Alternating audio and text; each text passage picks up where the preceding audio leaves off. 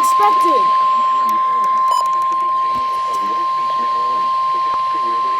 What is this?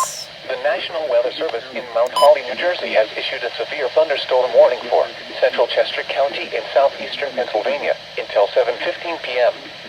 At 6:23 p.m., a severe thunderstorm was located over Honey Brook, or 9 miles east of New Holland, moving southeast at 30 miles per hour. What?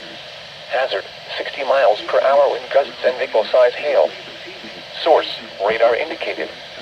Impact, damage to roofs, siding, trees, and power lines is possible.